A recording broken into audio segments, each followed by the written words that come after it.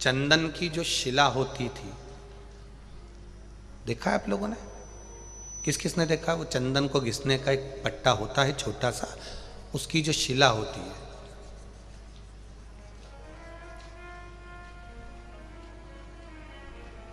चंदन घिसने की जो शिला पट होता है, अगर वो शिला नहीं भी हो तो एक छोटा सा पत्थर, छोटा सा पत्थर।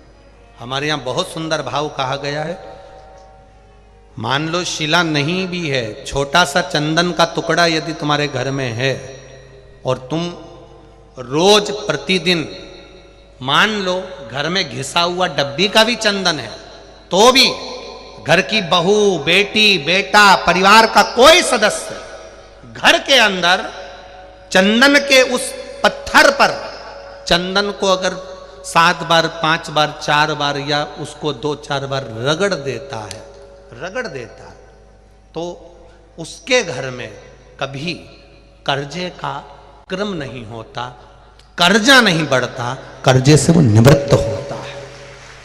पर वो चंदन का पट घिसना होना चाहिए। जिसके यहां पर केवल रखा रहता है, केवल रखा है, तो किसी ना किसी कारण पर से गाड़ी ले ली, उसका कर्जा हो गया, मकान बना लिया, उसका कर्जा हो गया, ये हो गया, उसका, उस चंदन के पट पर पानी डलना जरूरी है, भले 2 बूंद डले और एक बार ही उसमें रगड़ा लगे, तो वो कर्जे को मुक्त करता, वो कर्जे को समाप्त करता। और उस पे लगा हुआ चंदन का थोड़ा सा भाग घर में अगर शिवालय हो, घर में शंकर जी का शिवलिंग हो, उस पे लगा दो, और अगर नहीं हो तो उसी चंदन को जब आप किसी कलश में जल लेकर जाओ, उसी कलश पर लगाकर चंदन को लेकर जाओ और शिव जी को समर्पित कर कर आओ। चंदन लगने से ही कर्जे की मुक्ति होती है, कर्जा समाप्त होता है, वो कर्जा रहता नहीं। अब चंदन की जो शिला होती है,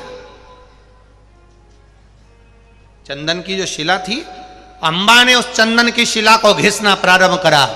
इतना घिसती रही, इतना घिसती रही, इतना घिसती रही, शिव जी के पास में चंदन घिसती, शिव जी का लेपन करती, चंदन घिसती, लेपन करती, चंदन घिसती, लेपन करती, चंदन घिस घिस के लेपन करती रही।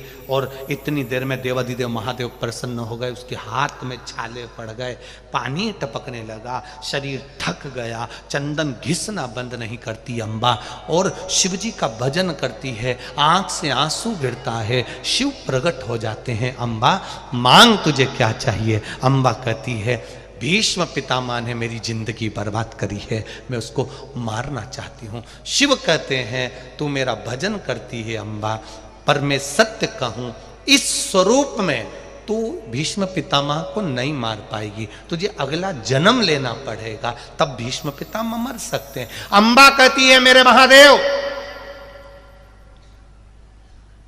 मैं भीष्म पितामह को अगला जन्म लेना चाहती हूं। पर शिव ने कहा, अंबा, भीष्म पितामह गंगा का पुत्र है और तू मेरी भक्त है।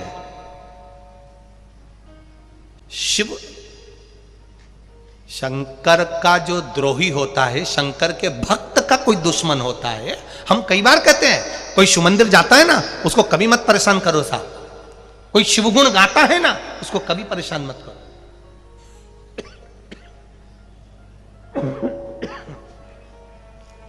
कोई शिव गुण गाने वाला, कोई शिव कथा गाने वाला, कोई शिव का भजन करने वाला, कोई शिव मंदिर जाने वाला, कोई शंकर के आनंद में डूबने वाला, उसको कभी ताना मत दो, कभी उसके लिए अपशब्द मत बोलो, कभी उसको गाली मत दो, कभी उसके लिए आड़ा टेढ़ा मत करो, नहीं तो एक ना एक दिन तुम्हें रोना तो पड़ेगा, निश्चित है।